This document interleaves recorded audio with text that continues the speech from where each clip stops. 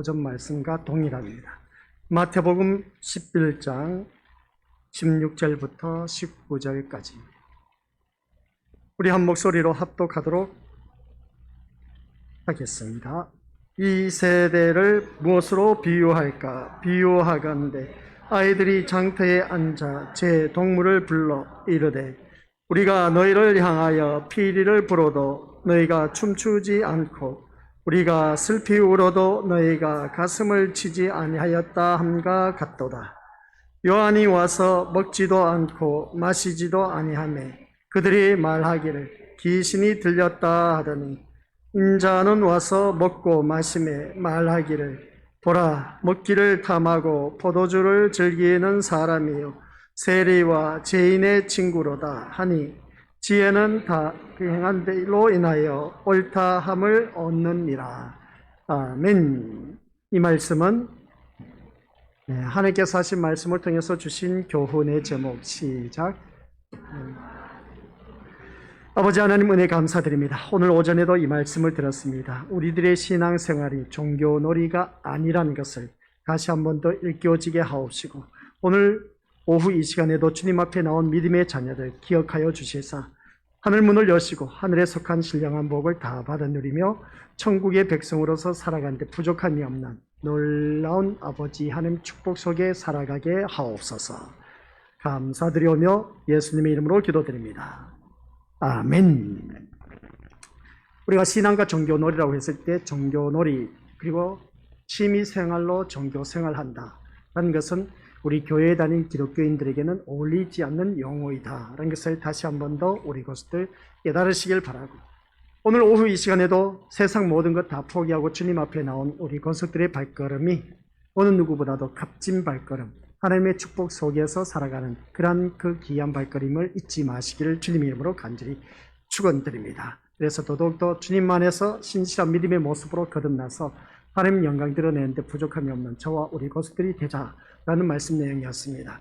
오전 시간 우리가 들어서 다들 알고 계시지만 오늘날 일어나고 있는 천재지변, 지진과 어울려서 코로나 이 모든 것들이 하나님께서 왜 허락하셨을까? 하나님의 옳은 대로 지혜대로 모든 일들을 행한 것이면 어느 누구든지 그렇습니다. 지혜는 그 행한 일로 옳다함을 얻느니라 라고 했는데 그러면 이 모든 일들이 하나님이 하신 일이라면 우리 이러한 하나님을 믿어야 될까 말아야 될까 라는 의심을 갖게 되는 것을 바라보게 됩니다. 그러함에도 불구하고 하나님의 자녀는 하나님을 믿는 것이 상책이다 라는 것을 꼭 기억하시기 바랍니다. 오전 시간에 우리가 말씀 들어도 알고 계시지만 IT는 기독교인 그러니까 하나님을 알고 있는 자들이 96%나 됩니다. 엄청난 프로테이지를 갖고 있고 그런 그 모습 속에서 지진이 일어났다. 50만 명이 죽고 180만 명이 어떻습니까? 이재민으로 살아간 그 모습을 보게 됩니다. 어찌 하나님을 알고 있는 그 나라가 그렇게 지진이 일어날 수가 있을까? 또 세계적으로 바라봤을 때 코로나 팬데믹 현상에 빠져서 많은 생명을 잃어가고 있습니다. 그러면 이 모든 일들은 왜 하나님께서 이러한 일들을 계획하시고 지혜롭게 모든 일들을 처신해 나가고 있을까? 과연 이것을 하나님께서 하신 일이라고 지혜로운 일이라고 말을 할 수 있을까? 교회 다니는 우리들이. 그런 그 모습을 보면 우리가 세상에 일어나는 모든 일들은 그저 주어지는 것이 아니다라는 걸 꼭 기억하시고 그것은 우리가 씻는 대로 거둔다고 우리가 오전 시간 말씀을 통해서 들어서 알고 있습니다. 우리가 좀 더 껴있어서 신앙생활에 온전히 하나님을 믿는 믿음의 자녀들이 제사장 역할을 제대로 감당하기만 했어도 코로나19는 우리에게 터지지는 않았을 것이다 라는 것을 보게 됩니다. 근데 코로나19가 어디서부터 시발점이었냐? 중국이라고 했습니다. 근데 중국이 코로나19가 시발점이 될 수밖에 없었던 이유가 있습니다. 그게 뭐냐면 기독교 탄압이었습니다. 다른 어느 해보다도 2019년이 기독교 탄압이 가장 심했습니다. 그래서 십자가가 어떻습니까? 부서지고 모든 것을 십자가를 드러내리고 교회마다 문 닫게 하는 그 모습을 보게 된 것이죠. 아니나 다를까 그 나라에서부터 시작해서 코로나19가 시작해서 전 세계적으로 팬데믹 현상에 빠져버리는 그런 모습을 보게 됩니다. 하나님을 경외하는 자를 괴롭히게 되면 그만큼 거기에 대한 대가를 치러야 된다. 지금 중국에서는 어떻습니까? 곤욕을 치르고 있음을 보게 됩니다. 공산당이다 보니까 모든 것을 통제시키면 거기에 명령에 복종해야 됩니다. 하지 않으면 거기에 대한 불응한 대가를 치르게 된 것을 보게 된 것이죠. 그래서 그들은 사재기로 그냥 슈퍼에 있는 모든 것을 사들이는 그 모습을 보게 됩니다. 그런 모습 속에서 정말 살아가는 것이 힘들고 고통스러운 것을 알 수가 있습니다. 차라리 교회 다니는 사람들 마음 놓고 찬양과 경배 드리게 했으면 얼마나 좋았을까. 오히려 교회까지도 십자가 종탑을 드러내리고 포크레인을 이용해서 교회를 무너뜨리고 하는 그 모습을 보게 됩니다. 이러한 현실, 그냥 주어진 것이 아니다라는 겁니다. 그러면 이웃나라는 왜 코로나19로 말미암아 그러면 우리가 죽게 되느냐는 겁니다. 그것 또한 하나님을 믿는 믿음의 자녀들이 제대로 하나님의 제사장 역할을 제대로 감당하지 못했기 때문에 그렇다. 교회를 다닌다고 해서 다 진실되게 하나님을 믿었으면 괜찮았는데 자기 멋대로, 자기 입맛대로 믿음 생활을 했기 때문에 그게 바로 종교놀이고 취미생활이었습니다. 그러다 보니까 하나님께서 제사장 역할을 제대로 감당하지 못한 하나님의 자녀들의 경고장을 울린 것이죠. 그래서 그 경고를 울린 것이 바로 코로나19로 뻥 터지게 한 것을 보게 됩니다. 아니나 다를까 그게 오늘날 많은 교회 코로나19가 뻥 터지면서 교회 이제 서서히 예배가 줄어들기 시작했습니다. 줄어들기 시작했다 보니까 평소에 교회 나오기 싫어했던 사람들이 얼씨구나 좋다 하면서 가정에서 비대면으로 이제 예배를 드리다가 교회를 안 나오게 된 것을 보게 됩니다. 그도 그럴 수밖에 없는 것이 성경 말씀에 나와 있습니다. 하나님의 자녀들, 우리가 교회 안에서도 가라지와 알곡이 있다고 했습니다. 그래서 우리는 어느 누구든지 알곡 신자가 되어서 천국 곳간에 들어가야 되는데 가라지가 되어서 단에 묶어서 불에 던져진다는 것은 지옥불에 던져지는 일인 것을 보게 된 겁니다. 오늘 이 자리에 앉아 계신 우리 믿음의 식구들은 그런 모든 것을 아랑곳하지 않고 알곡 신자로서 내 믿음의 자리를 지킴으로 인해서 오늘 이 자리에 나온 모습 보면 대단한 믿음이다라고 바라볼 수 있습니다. 참 잘 나오셨습니다. 다시 한 번 더 우리 서로 인사하시길 바랍니다. 참 잘 나오셨습니다라고. 탁월한 선택인 것이죠. 우리 믿음의 식구들 그 믿음 생활이 종교놀이도 아니고 취미생활도 아닌 것을 오늘 오후 이 시간을 통해서 더욱더 명확하게 우리가 알 수가 있습니다. 이 말씀을 듣고 오전에 나오신 분이 있지만 오후에 안 나오신 분들 또한 있습니다. 어떻게 보면 취미생활로 교회 다닌다 해도 가언이 아닌 것을 보게 된 것이죠. 종교놀이라고 해도 가언이 아닌 것을 보게 됩니다. 아이들이 소꿉장난 놀이를 합니다. 우리 마치 이 교회에 다닌 것을 놀이로 생각한다는 자체가 아직도 생명이 되신 예수 그리스도를 내 마음 중심에 온전히 모시지 못하였기 때문에 그렇다는 것을 알 수 있습니다. 그렇다고 해서 온전히 우리가 주님을 영접해서 예수님을 잘 믿는 믿음의 가정이라 한다 할지라도 우리 가정에는 힘들고 어려운 일들이 얼마든지 있을 수가 있다라는 내용입니다. 그러면 이러한 사실을 바라보았을 때 우리 믿음의 모습들 왜 그러면 이러한 일들이 우리 가정에 있을 수 있을까라고 우리가 의심을 가질 때가 있음을 보게 됩니다. 아니 예수님을 믿으면 잘 되고 형통하고 그리고 또 막힘없이 모든 것이 거침없이 잘 되는 형통한 가정이 되어야 되고 내 자녀들은 어느 누구보다도 다른 가정보다 더 똑똑하고 출세하고 그리고 또 돈도 잘 벌고 좋은 직장에도 들어가고 하는 것마다 다 하나님 축복 속에서 잘 돼야 될 텐데 근데 내 자녀를 바라보니까 공부도 잘 하지 못하고 좋은 직장에도 들어가지 못하고 하는 사업도 제대로 풀리지 않고 우리가 살아가는 그 모습을 바라보았을 때 도대체 내가 하나님을 제대로 믿는 것인지 아닌지 의심을 가질 때가 한두 번이 아닌 것을 보게 됩니다. 거기에다가 하나님을 믿는다고 하면서도 우리 믿음의 모습들 좋지 못한 일들은 왜 있느냐는 것이죠. 왜 내 자녀가 아프냐는 겁니다. 왜 내 자녀가 다치냐는 것이죠. 그것을 말씀하고자 하는 것입니다. 오늘 본문 속에서. 그래서 오늘 본문 말씀 바라보니까 피리를 불면 결혼식에 춤을 추고 해야 되는데 장단을 맞춰주질 않는 겁니다. 놀이를 하는데 또 어떻습니까? 울며 불며 하면 가슴을 치며 애고 통곡하면 같이 울어줘야 되는데 울어주지를 않는다는 겁니다. 장단을 맞추지 않는다는 것이죠. 이것을 보면서 오늘 우리가 살아가는 삶 속에서 오늘 오전 시간 핵심적인 말씀을 우리 믿음의 식구들에게 들려주었습니다. 이것은 오늘 본문 말씀이 그때 당시 유대인들, 바리새인들, 대제사장들 그리고 어떤 거짓 믿음 생활한 율법학자들 그런 그 모습을 바라보았을 때에 그런 자들을 향해서 던진 말씀이었음을 보게 됩니다.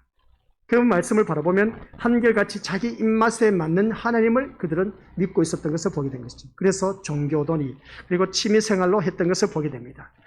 우리가 말씀 들어서 알고 계시지만 우리들의 그 즐거움과 쾌락과 기쁨을 위해서 하나님이 존재하신 분이 절대로 아니라고 오전 시간 말씀을 듣고 결론을 맺었습니다. 바로 이 자리에 앉아 계신 우리 것들. 그러면 오늘 오후 이 시간 그 소리를 듣고도 이 자리에 나오신 우리 것들은 무슨 믿음으로 나오셨는지 참 대단한 믿음을 갖고 계신다라는 것을 다시 한 번 더 깨닫습니다.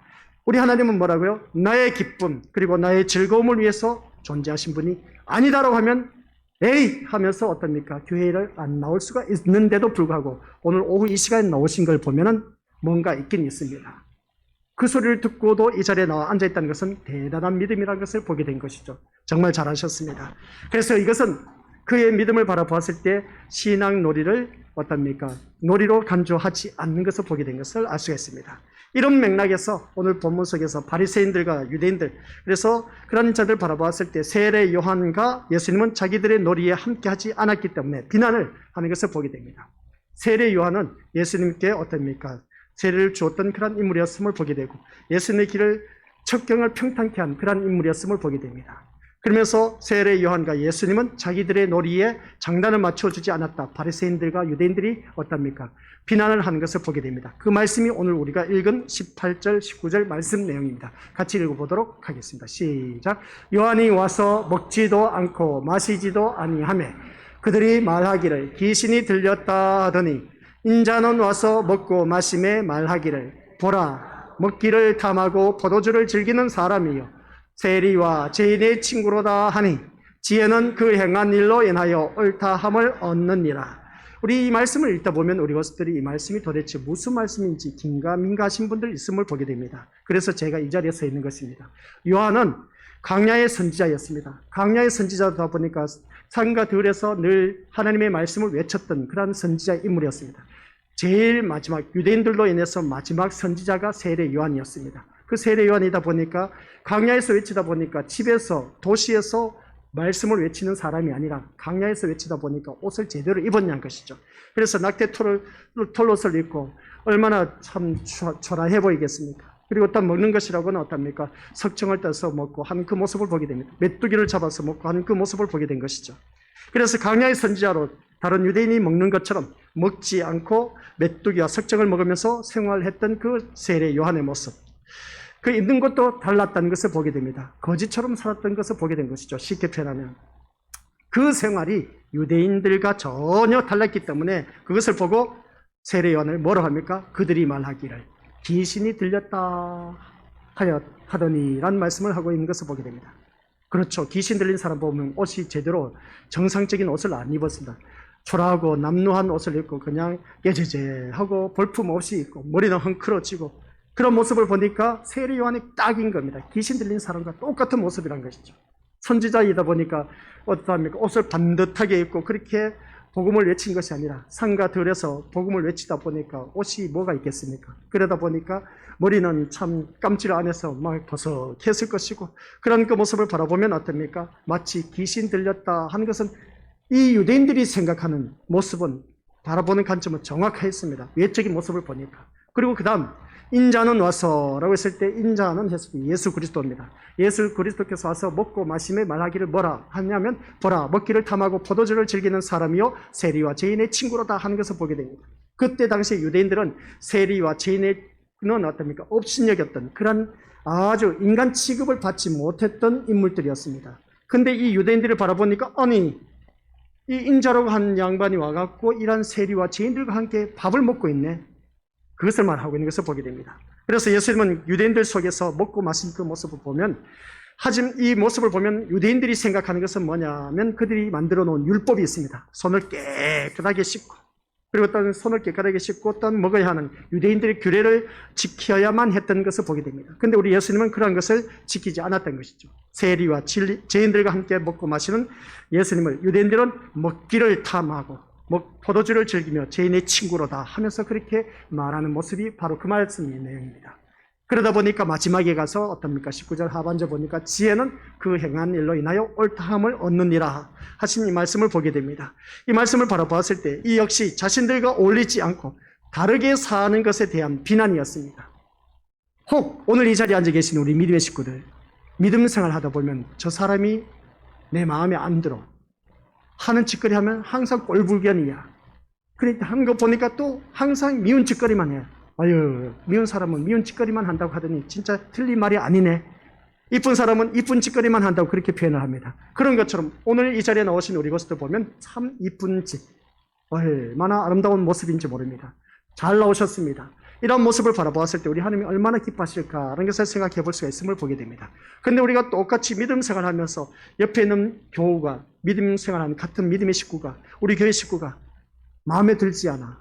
그러면서 그 사람을 어떻습니까? 비아냥거리고 헐뜯고 좋지 못한 소리를 하고 그 사람을 외면시키고 따돌림 당하게 하고 한 그런 경우가 많이 있다는 겁니다.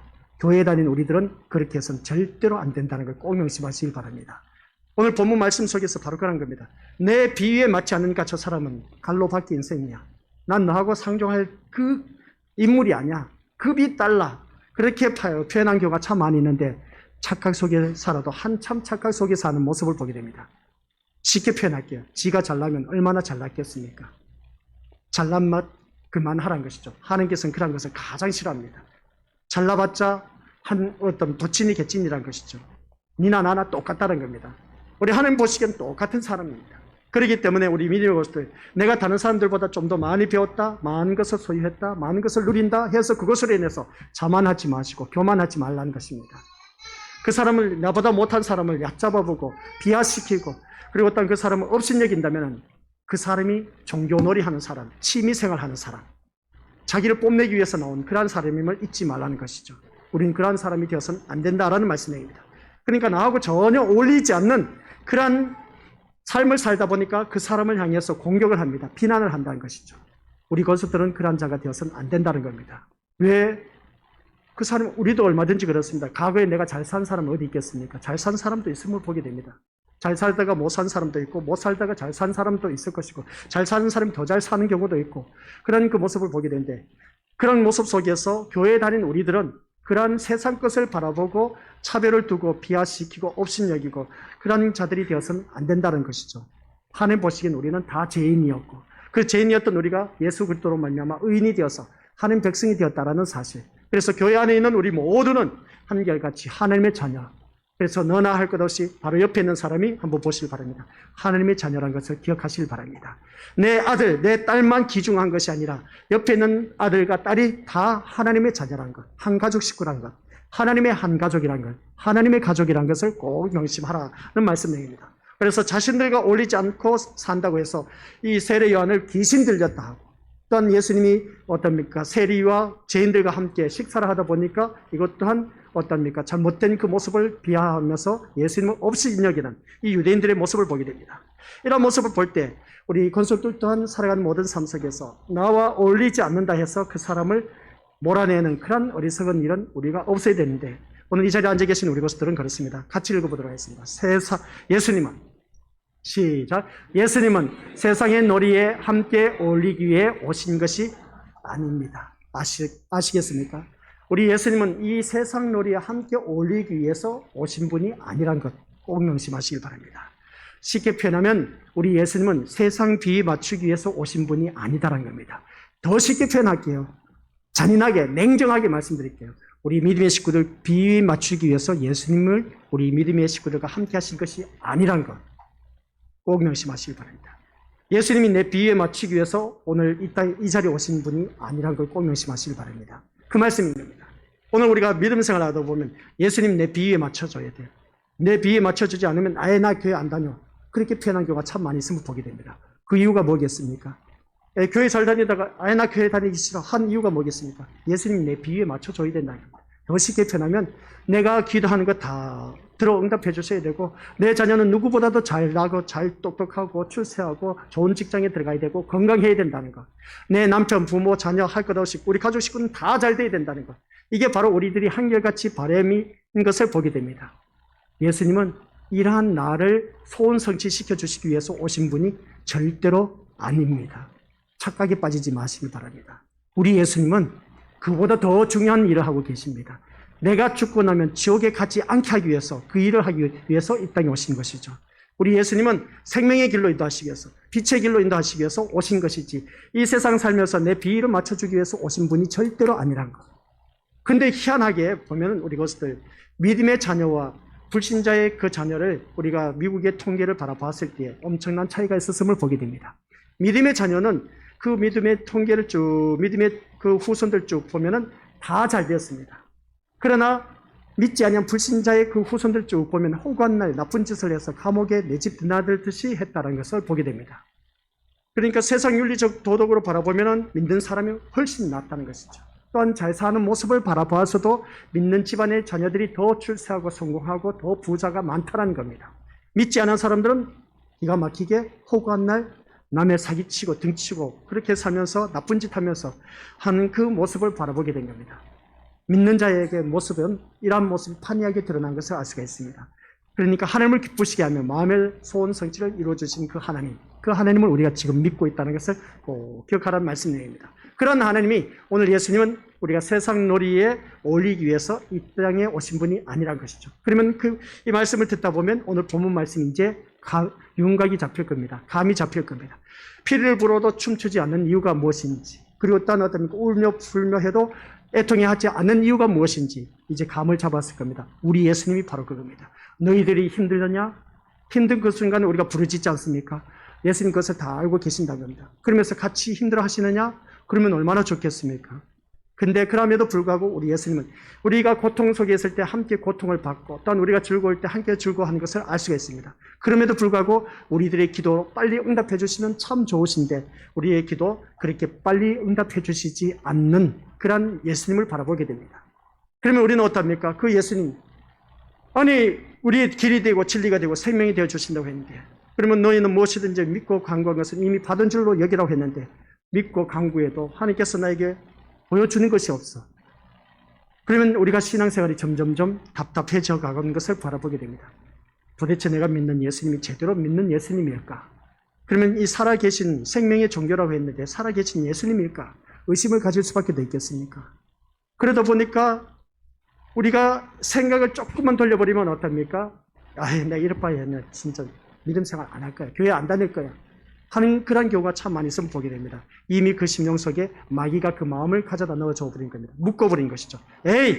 교회 이렇게 다닐 바에 내 마음, 내가 소원하는 것, 기도도 안 들어주시는데 내가 무엇 때문에 교회를 다녀? 하면서 마귀 사탄이 우리에게 그러한 것을 갖다 집어넣어 줍니다. 그러면 거기서 묶여서 이제 더 이상 하나님 말씀이 귀에 안 들어옵니다. 어떤 말씀을 던져도 귀에 안 들어오게 돼 있다는 것이죠. 그러다 보니까 예수님을 온전히 믿지 못하고 자기 멋대로 신앙생활 하는 사람이 종교놀이에 빠져있고 취미생활로 교회에 다니는 사람들이 오늘 교회에 다니면 얼마나 많은지 모르는 겁니다. 그것을 말씀하고자 하는 것이죠. 그래서 오늘 본문 말씀 속에서는 종교놀이, 취미생활 하는 사람, 우리 하나님께서 같이 장단을 맞춰주지 아니하신 하나님이시다. 예수님이시다라는 말씀입니다. 오히려 예수님은 어떻습니까? 세상의 잘못됨을 드러내시고 신앙까지도 자신의 즐거움과 기쁨의 도구로 삼으려는 그 세대를 책망하시는 그런 분으로 오신 것을 바라보게 됩니다. 올바르게 믿음 생활을 하려고 하는 그러한 자들을 책망하시고 바르게 이끌기 위해서 우리 주님이 오셨다라는 말씀입니다. 내 자녀가 나쁜 길로 가는데 가만히 내버려 두는 부모가 어디 있겠느냐 한 겁니다. 아니야, 너 그 길로 가는 것은 잘못된 길이야. 그럼 너 혼나? 너 한 번만 더 걸리면 혼날 줄 알아? 다음번에 걸리면, 너 세 번째 걸리면 넌 진짜 알아서 해. 그렇게 표현한 이유가 뭐겠습니까? 내 자녀는 나쁜 길로, 좋지 못한 길로 가면 그것을 탐탁지 여기는 부모가 없기 때문에 그렇습니다. 올바른 길로 가게 하기 위해서 그렇게 말씀하는 것을 바라보게 된 것이죠. 우리 예수님이 바로 그런 모습을 오늘 이 말씀을 통해서 우리에게 알려주고 있습니다. 그래서 신앙을 자기 기쁨을 위한 도구로 여기는 사람들은 이런 예수님을 배척하고 비난하는 것을 바라보게 됩니다. 오늘 이 자리에 앉아 계시는 우리 것들 기억하시기 바랍니다. 신앙을 자기 기쁨, 즐거움, 행복함을 추구하기 위해서 하는 것은 종교놀이에 불과하다는 걸 꼭 기억하시기 바랍니다. 아무런 의미가 없다는 것이죠.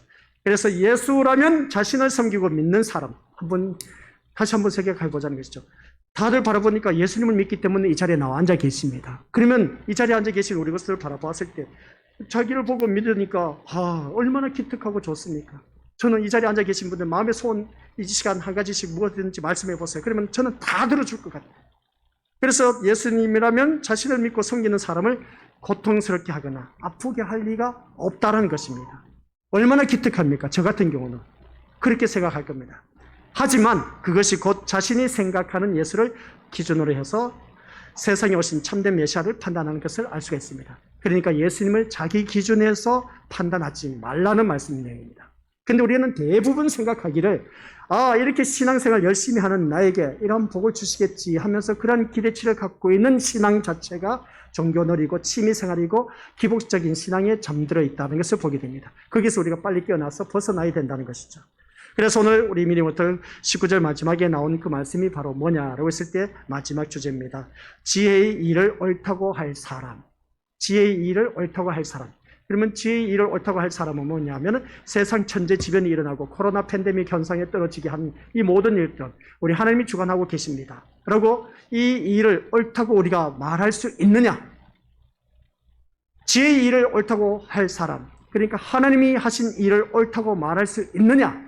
오늘 이 자리에 앉아 계신 우리 것들에게 향하신 말씀입니다. 세례 요한은 나병 환자를 고치시고 또한 소경의 눈을 뜨게 하시고 안전병이를 일으키시고 또한 기머거리 듣게 하시고 그리고 또한 질병에 걸린 자 고쳐주시는 그 예수님의 일을 보고서 예수님이 메시아라는 사실에 의문을 품었습니다.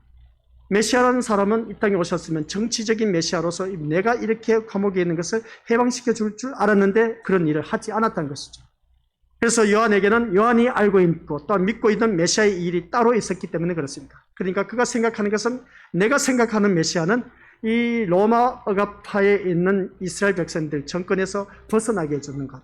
그러니까 우리나라가 마치 일본의 억압하에 살다가 이제 해방의 기쁨을 얻어서 강복절을 맞이해서 우리가 대한민국 국민으로서 살아가는 그 모습을 보게 됩니다. 얼마나 그 자유함을 누렸겠습니까? 대한독립 만세하면서 얼마나 외쳤습니까? 그런 것처럼 세례 요한 역시 그렇게 생각했던 것을 보게 됩니다. 자기가 생각했던 예수님. 그래서 예수님을 보고서 오히려 예수님에 대해 의문을 갖게 된 것을 보게 됩니다. 그런 예수님이 이 땅에 오셔갖고 내 이 어려운 일을 억압에 있는 그리고 감옥에 있는 나를 구원해 주실 수 있는 해방시켜 줄 수 있는 그런 예수님으로 알고 계셨는데 그렇게 하지 않았다라는 것입니다. 그래서 병을 고치시는 예수님의 일은 예수님이 흑암에 갇힌 자들에게 빛으로 오셨다는 것을 알 수가 있습니다. 당연하게 그럴 수밖에 되겠습니까? 병에 걸려있는 그 질병에 걸린 사람은 그때 뭐 의학기술이 뭐가 발달되어 있었겠습니까? 근데 예수님 오셔서 고쳐주었습니다. 그러다 보니까 그들에게는 빛이 될 수밖에 되겠느냐는 것이죠. 정말 예수님은 최고라고 했던 것이죠. 또 사망에 갇힌 자, 죽었던 자를 살리신 그 모습 보면 생명으로 오셨음을 우리가 어느 누구든지 알고 있음을 보게 됩니다. 이게 바로 우리가 예수님이 어떻습니까? 보여주는 우리에게 지혜의 일이라고 말할 수 있음을 보게 됩니다. 그런데 세상은 지혜로 행하시는 일을 보고서도 예수님이 누구신지 알지 못했다는 겁니다. 온통 자기 기쁨을 위해서 자기 놀이에 빠져 살기 때문인 것을 알 수 있다는 것이죠. 오늘 이 자리에 앉아 계신 우리 것들 지혜의 왕으로 오신 예수 그리스도 그 예수님이 하신 모든 일들은 지혜롭게 처신해 나가는 것을 보게 됩니다. 그 일을 보고 우리 미니모스도 어느 누구든지 그렇습니다. 이런 모든 모습 보고 예수님이 누구신지 제대로 알아야 되는데 예수님을 제대로 알지 못하니까 문제가 되는 것을 보게 된 겁니다. 그러니까 더 쉽게 표현하면 내 기쁨, 내 소원 성취, 자기를 위해서만 신앙생활하고 나의 모든 것을 들어주신 그 예수님을 바라보는 그러한 자들, 이게 바로 우리 것들 자기 놀이에 빠져있는 사람. 자기 놀이에 빠져있는 사람. 아이고 목사님, 우리가 하나님을 믿는다.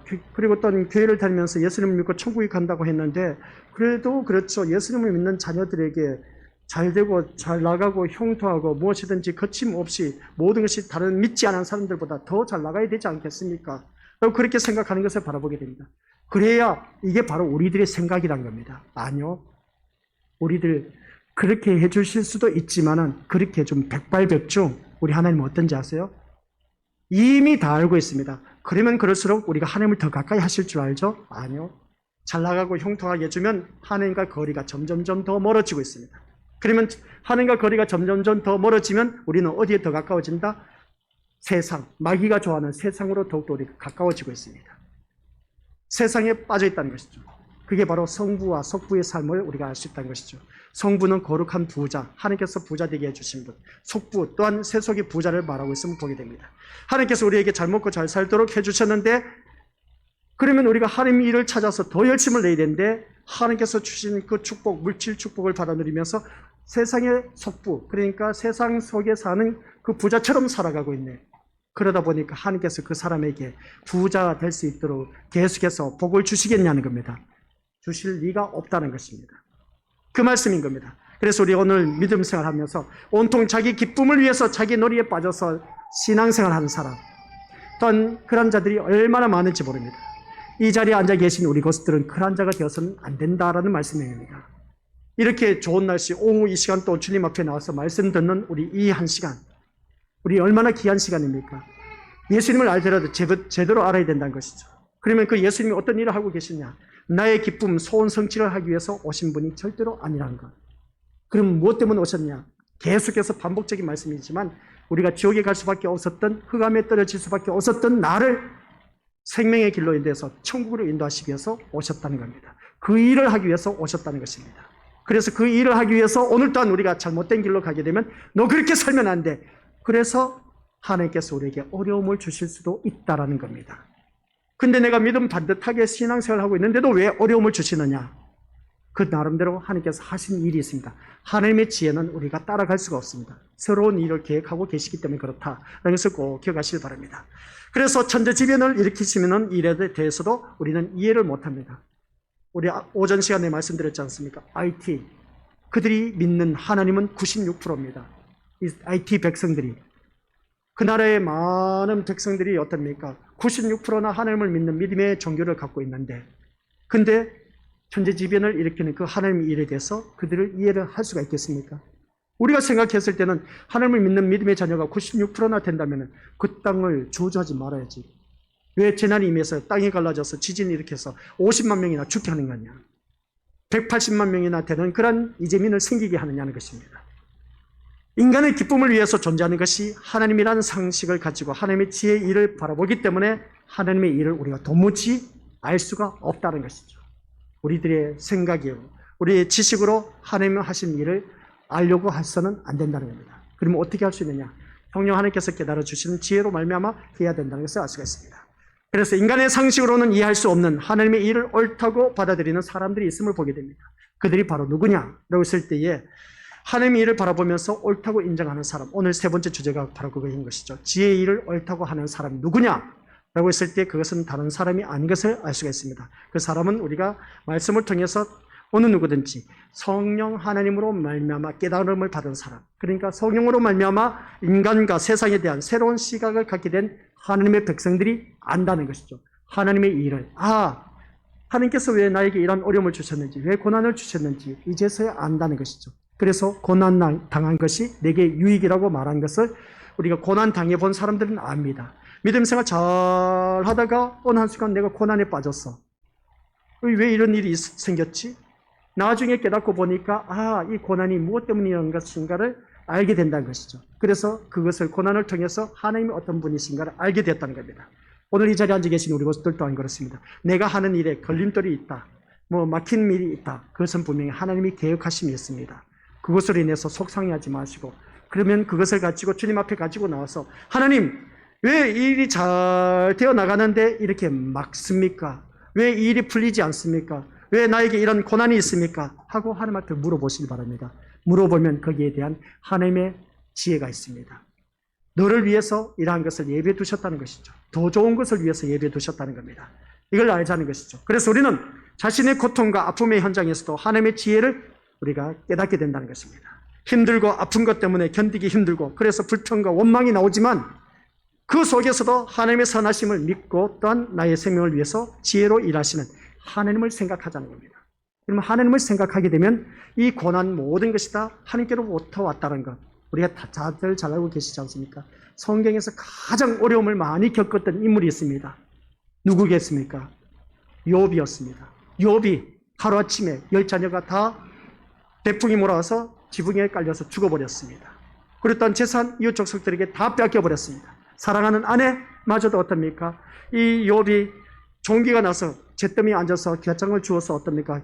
가려운 부분을 걸쭉거리고 있으니까 아내가 뭐라는지 아십니까? 차라리 네가 믿는 하나님 저주고 뒤져버려라, 그렇게 말한 겁니다. 기가 차고 매가 찰 노릇인 것이죠.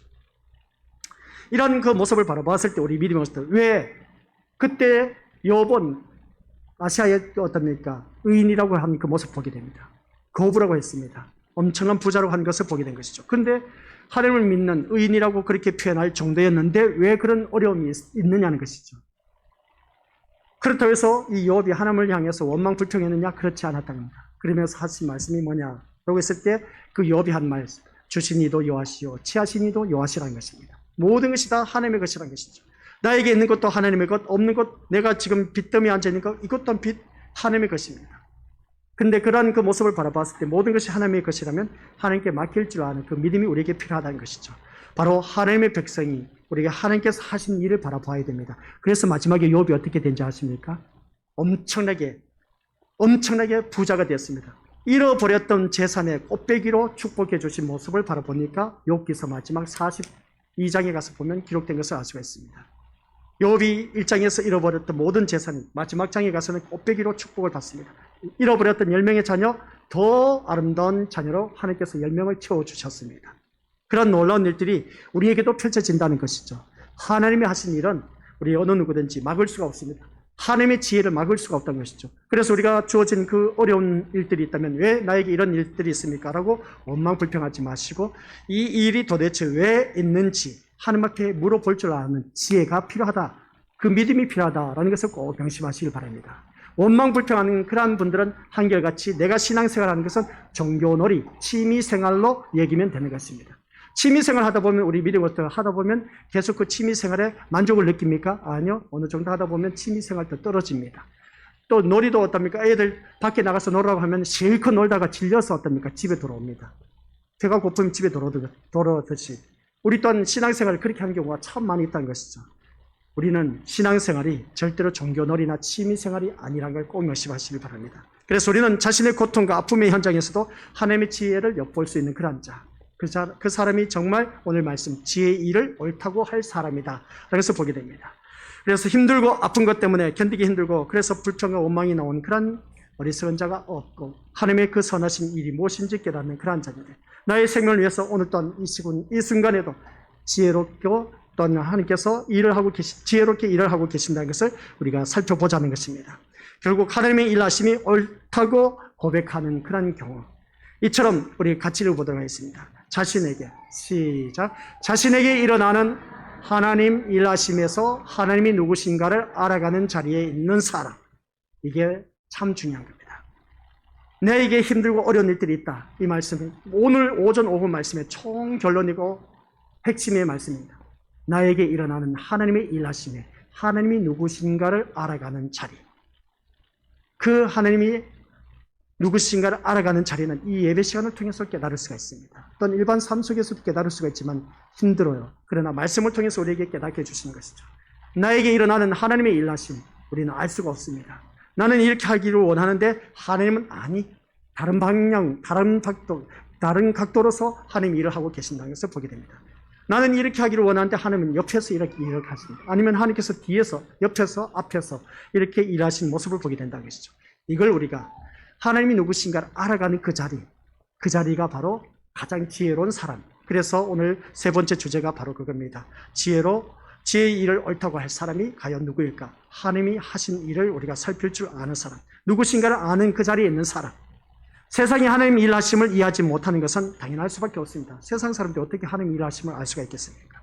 교회 다니는 우리들도 제대로 모르는데 몇십 년을 다녀도 모르는데 세상의 상식에 부합되지 않고 어울리지도 않고 오늘 이 자리에 앉아 계신 우리 것들 하나님의 존재에 대해서 부정한 것이 오늘 이 자리에 앉아 계신 우리 것들은 그것을 모두가 어느 누구든지 하나님을 인정하기 때문에 이 자리에 나오셨지 않습니까? 그런 모습 볼 때 하나님이 지혜로 행하시는 일을 옳다고 받아들이는 그런 우리 귀한 믿음의 것들 그러한 자가 되었을 때 그러한 구별된 자가 하나님 나라에 이를 수가 있다는 겁니다. 오늘 이 자리에 앉아 계신 우리 것들은 신앙은 종교놀이가 아닙니다. 아셨죠? 그래서 신앙이라고 하니까 타 종교에도 신앙생활을 한다고 그렇게 표현합니다. 그러면 우리 기독교적으로 가장 알맞은 용어는 무엇일까라고 했을 때 믿음 생활을 한다. 또 타 종교에도 믿음 생활을 하고 있습니다. 그러나 신앙은 우리 믿는 것들 어느 누구든지 그렇습니다. 하나님의 자녀로서 하나님을 믿는 믿음의 자녀. 그래서 신앙은 우리가 믿는 믿음의 삶 속에서 이 신앙의 믿음 생활은 가장 좋은 용어인 것 같아요. 신앙의 믿음 생활은 종교놀이가 아니란 것. 타 종교는 그렇게 종교놀이라고 할 수 있을지 모르지만 우리는 아니란 것. 꼭 명심하시길 바랍니다. 예수님 또한 우리의 놀이에 올려주기 위해서 오신 분이 아닙니다. 아셨죠? 우리 비위를 맞춰주시기 위해서 오신 분 절대로 아닙니다. 아니 예수님 어쩌면 그럴 수 있습니까? 하고 그렇게 원망 불평할 건덕지도 우리는 못 된다는 겁니다. 제가 늘 말씀드렸지 않습니까? 신학 공부하면서 힘들고 어려웠을 때 하나님 제발 좀 돈 좀 달라고 했는데 돈이나 돈 이런 땡푼도 안 주시더라고요. 그런 하나님을 향해서 막 목에 핏대를 써가면서 그냥 왜 안 주냐고 그냥 크게 고함 지르면서 어떻습니까? 신에서 기도원에서 그렇게 부르짖었지만은 하나님께서 허락해 주시지 않더라고요. 그런 모습 볼 때 우리 믿음들, 우리 예수님은 나의 비위를 맞추기 위해서 오신 분 절대로 아닙니다. 가장 대표적인 인물이 누구였습니까? 세례 요한이었습니다. 세례 요한 비위를 맞춰주시기 위해서 예수님 오신 것이 아니었습니다. 착각에 빠져서 신앙생활을 하지 말라는 것이죠. 우리 세례 요한보다 잘난 사람 누가 있겠습니까? 이 자리에 아무도 없지 않습니까? 그래서 그 예수님은 나의 비위를 맞춰주기 위해서 오신 분이 아니란 것. 근데 나의 비위를 맞춰주기를 위해서 오신 분이라고 생각하면서 신앙생활하는 사람들, 그 사람이 종교놀이에 빠져 있고 취미생활에 빠져 있습니다. 종교놀이도 놀이하다 보면 언젠가 근태가 생긴 것이죠. 에이, 그 놀이 이제 지긋지긋해 안 해. 취미생활 그것도 싫어. 그때가 온다니까요. 그러나 우리는 이 종교, 그러니까 믿음 생활하는 우리 신앙생활, 이것은 종교놀이가 절대로 아니라는 걸 꼭 명심하시길 바랍니다. 그래서 오늘 본문 말씀 속에서 가서 이제 모든 결론을 내리고자 합니다. 우리가 피리를 불 때 예수님은 춤추지 않습니다. 우리가 즐거워한다고 해서 예수님 춤출 것 같습니까? 아니요. 우리가 슬피 울어도 예수님은 가슴을 치며 애통하지 않습니다. 예수님은 예수님의 일을 하기 위해서 오셨기 때문에 그렇습니다. 그걸 아시기를 바랍니다.